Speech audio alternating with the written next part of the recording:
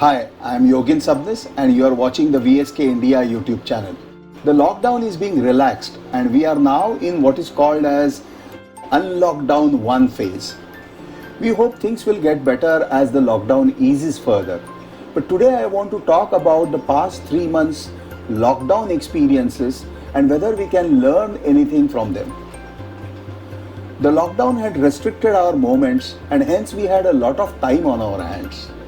I'm sure this free time has given you the opportunity to think about quite a few things and you would have gained a lot of insights.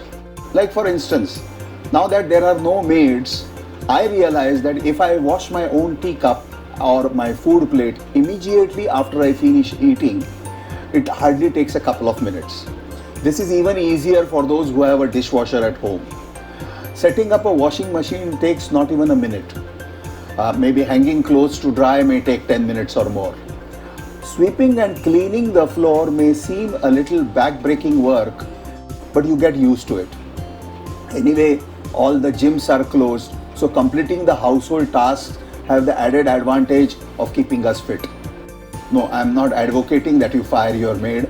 All I am saying is that this lockdown has taught us that living simply is not all that difficult.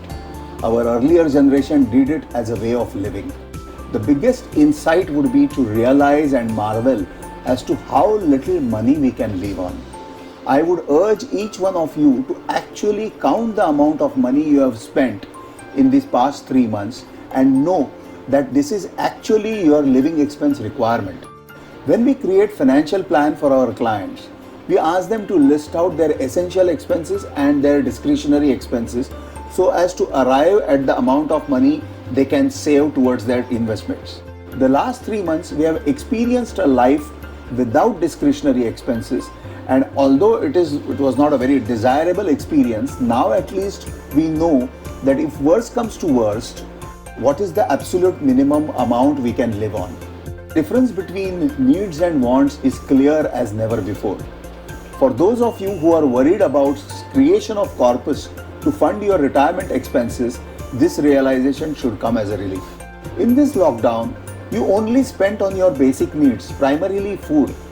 This would have at least induced you to ponder on your discretionary spending in the pre-lockdown days and whether all of it was necessary. Current crisis is just the time for self-reflection on managing your cash flows.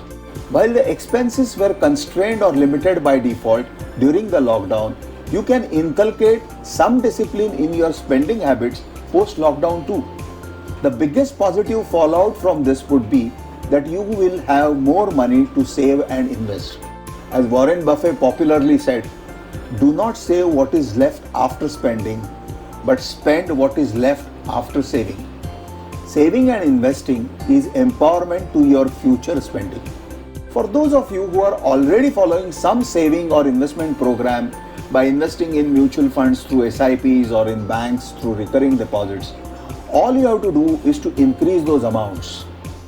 For those of you who may have yet to start, follow this age-old principle and first determine the amount to be invested every month. Be aggressive about it. Remember Warren Buffett.